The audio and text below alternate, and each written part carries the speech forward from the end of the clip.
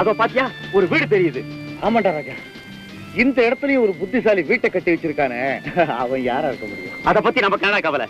வீடு வாட்டமா இருக்குது. கையறிக்குதா? வாடா போலாம்.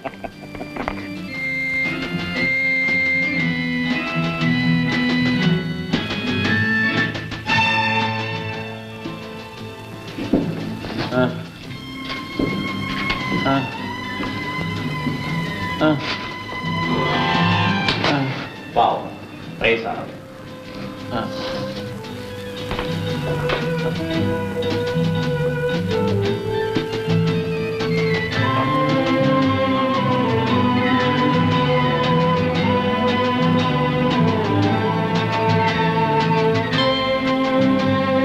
கூட்டிட்டு சாவியை எதிலே வச்சிருக்கிறான் சோம்பேறி.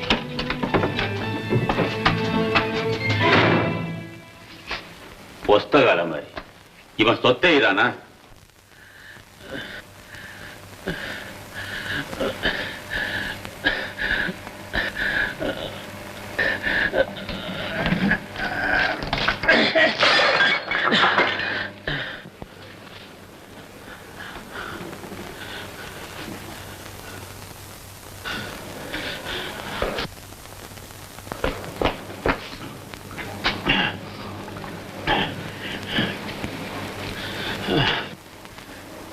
யாரப்பா நீங்க?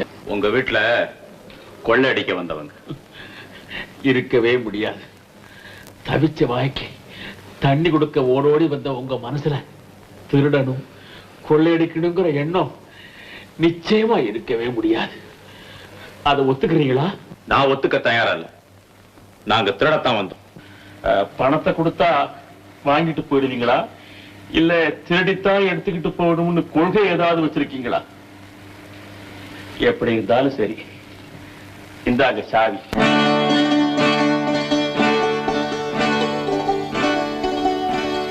ஏன் தயங்குறீங்க? சன்மானம் தடுக்குதாப்பா? அது பணத்தை சேர்க்கிறவனுக்கு இருக்கக்கூடாது, திருடுறவனுக்கு இருக்கக்கூடாது.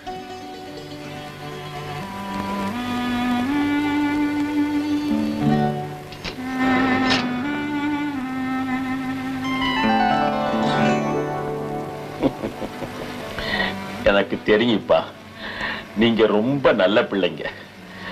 திருடனா யாரும் பிறக்கிறது இல்லையே, எல்லாரும் குழந்தையாத்தான் பிறக்கிறாங்க.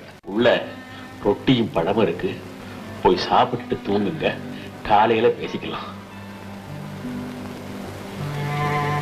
ஏப்பா தயங்குறீங்க? இனிமே இது உங்க வீடு. போங்க, ரூம் அங்கதான் இருக்கு.